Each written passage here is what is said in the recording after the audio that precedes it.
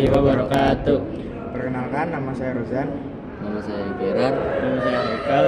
Kali ini kelompok saya akan menjelaskan tentang pembelahan sel meiosis. Meiosis terbagi jadi dua bagian, yaitu meiosis 1 dan meiosis 2. Dan semuanya ada 8 tahap. Meiosis 1 dimulai dari profase 1. Profase 1. Pada profase 1, meiosis 1, kromosom memadat, kromosom homolog terpasangan dan mengalami crossing over. Sentrosom bergerak ke kutub sel dan membran inti terdegradasi. Selanjutnya metafase 1. Pada metafase 1, meiosis 1, kromosom homolog berpasangan, berbaris di sepanjang bidang ekuator sel mikrotubulus. Dari kutub sel melekat pada kinetokor masing-masing kromosom dalam pasangan homolog. Selanjutnya ada anafase 1.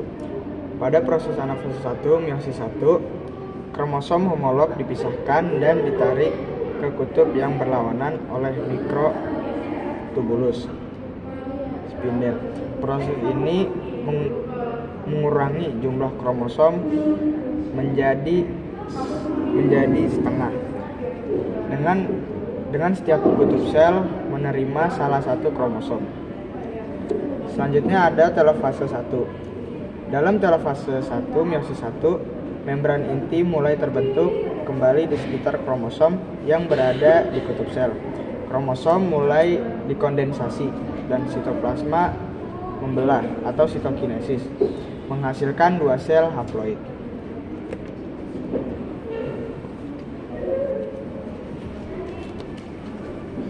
Selanjutnya ke meiosis 2. Pada profase 2, meiosis 2, kromosom menjadi lebih padat. Sentriol bergerak ke kutub yang berlawanan dan membentuk serat spindel.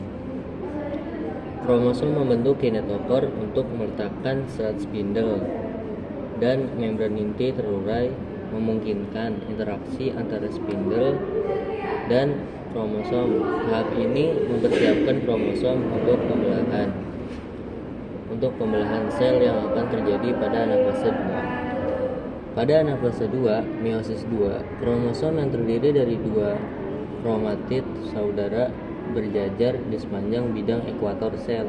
Kromosom-kromosom ini diatur sedemikian rupa sehingga kinetokor mereka terhubung dengan serat spindel yang berasal dari kutub sel yang berlawanan. Tahap ini memastikan bahwa kromosom akan dipisahkan dengan benar pada anafase 2. Selanjutnya, anafase 2.